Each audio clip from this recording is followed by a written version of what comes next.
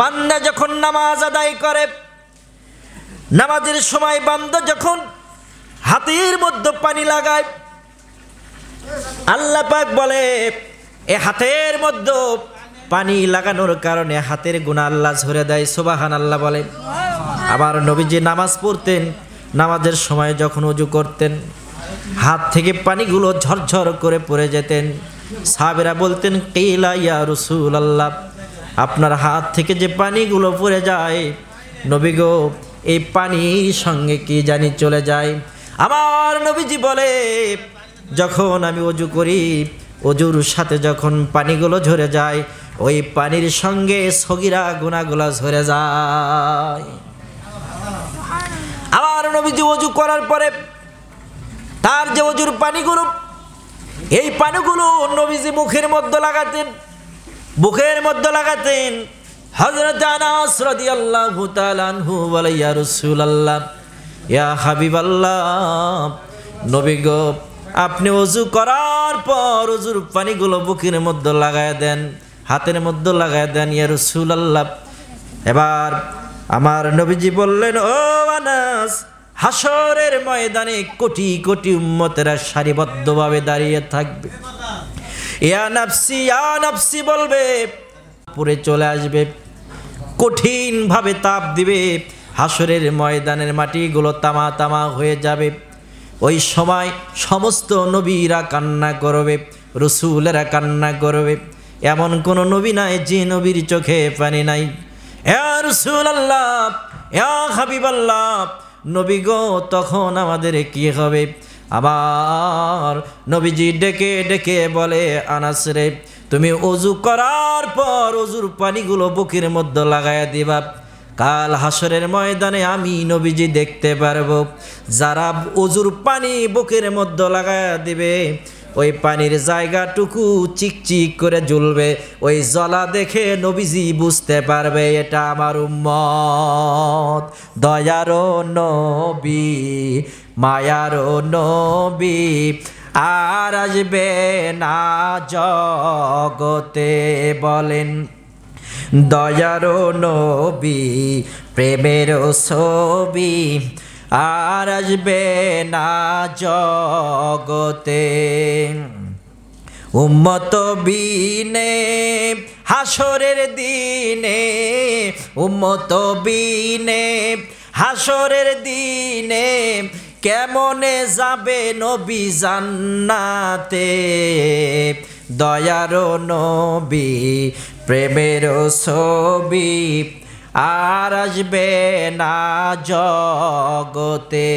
আমার দয়ারও নবী, প্রেমেরও ছবি, আর আসবে না জগতে। হযরত আনাস বলে, নবী গো লক্ষ লক্ষ কোটি কোটি লোক হাসরের ময়দানে দাঁড়িয়ে যাবে। নবী গো সেদিন আমি আনাসকে কিভাবে চিনতে পারবেন? আপনার উম্মতদেরকে কিভাবে চিনতে পারবেন? নবী গো আপনার কাছে একটু জানতে চাই। দয়ার নবী, মায়ার নবী বললেন, 100 ঘোড়ার ভেতরে একটা সাদা ঘোড়া যদি থাকে, ওই ঘোড়াকে যেইভাবে চিনা যায়, হাসরের ময়দানে আমি নবীজি আমার উম্মতদেরকে ওইভাবে চিনব। সুবহানাল্লাহ বলেন। নবীজির ভালোবাসা কেমন দেখেন। আবার নবীজির অনুসরণ এইভাবে করতে হবে। ওয়াগফিরু লাকুম যুনুবাকুম আল্লাহু গফুরুর রহিম। এই হাতে ওযুর সময় যদি আপনারা পানি লাগান, তাহলে হাতের সগীরা গুনাহ আল্লাহ মাফ করে দেবে। আর যদি মুখের মধ্যে পানি লাগান, শীতের মধ্যে অনেকে পানি লাগানোর ভয়ে নামাজ আদায় করে না, আছে না নাই? আছে। যখন মুখের মধ্যে ওযুর পানি লাগায় দেয়, মুখের গুনাহ আল্লাহ পাক মাফ করে দেয়। যখন পায়ের মধ্যে পানি লাগায় দেয়, পায়ের সগীরা গুনাহ আল্লাহ মাফ করে দেয়। চোখের মধ্যে যখন পানি লাগায় দেয়, চোখের সগীরা গুনাহ মাফ করে দেয়। এবার বান্দা মসজিদে ঢুকে নামাজের মুসাল্লায় থেকে নামাজটা আদায় করে নামাজের তাসবিহ তাহলিলগুলো সঠিকভাবে আদায় করার পর বান্দা যখন ডান দিকে সালাম ফিরিয়ে দেয়, বাম দিকে সালাম ফিরিয়ে দেয়, বান্দার আমলনামায় যদি উহুদ পাহাড় সমপরিমাণ গুনাহ থাকে, আমার নবীজি বলে আল্লাহ তার জীবনের সব গুনাহ মাফ করে দেয়। আর যারা নামাজ পড়ে না, বাইনাল আবদি ওয়া বাইনাল কুফরি তারকুস সালাত, আমার নবীজি বলেছে যে নামাজ আদায় করে না ওই ব্যক্তি হলো কাফের। ওই ব্যক্তি কি? কাফের। নামাজ আদায় করবেন আপনি, রাসূলুল্লাহর উম্মত, নবীজি হাসরের ময়দানে সুপারিশ করবে। নামাজ যদি সালাত যদি কায়েম না করেন, হাসরের ময়দানে আমার নবীজি আপনাকে আমাকে সুপারিশ করবে না। সম্মানিত ভাইরা আমার নবীজির কালেমা পড়ে আদম নবীর গুনাহ আল্লাহ মাফ করলেন। নবীজির কালেমার ওয়েট কেমন দেখেন, নড়াচড়া করবেন না, চুপ মেরে বসে থাকবেন।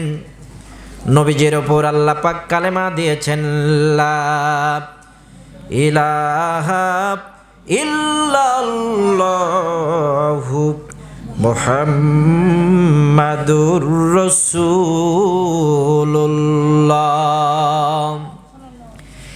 এই কালেমা এমন একটা কালেমা, কালেমা হচ্ছে সুপার পাওয়ার কালেমা। একটা দাড়িপাল্লার একদিকে যদি নবীজির কালেমা রাখা হয়, আরেক দিকে যদি তামাম দুনিয়া রাখা হয়, তামাম দুনিয়া একদিকে রাখলে যে ওজন হবে, কালেমায় তো এবার ওজন তার চাইতে বেশি হয়ে যাবে। ফামাইয়া আমাল মিসকালা যাররাতিন শাররাই খায়রাই ইয়ারা ওয়া মান ইয়ামাল মিসকালা যাররাতিন শাররাই ইয়ারা। জোরে জোরে চিৎকার দিয়ে বলেন আল্লাহু আকবার। বান্দা যদি নেক আমল করে, বিন্দু পরিমাণ ছোট্ট একটা নেক আমল করেছেন, ওই ছোট্ট নেক আমল হাসরের ময়দানে তুলে ধরবেন আল্লাহ। আর যদি আপনার জীবনে ছোট্ট একটা গুনাহ থাকে, ওই গুনাহটাও আল্লাহ হাসরের ময়দানে তুলে ধরবে। এক বিন্দু পরিমাণ পা উঠাতে দিবে না আল্লাহ। এমন একটা দিন বিচারের আওতায় আপনাকে আমাকে নিয়ে আসবে। এই জন্য দুনিয়ার জীবনে চলতে ফিরতে কোথায় গুনাহ হয়ে যাচ্ছে এগুলো খেয়াল খবর রাখতে হবে। আপনার সারা জীবনে কতটুকু পাথেয় অর্জন করেছেন, আখিরাতের সম্বল কোটি কোটি বৎসর আখিরাতে থাকতে হবে। ওই আখিরাতের জন্য আপনি আমি কি সম্পদ নিয়ে এসেছি, ওই আখিরাতের জন্য কি সম্পদ আমি অর্জন করলাম, সেই জন্য চিন্তা ভাবনা করার দরকার আছে না নাই?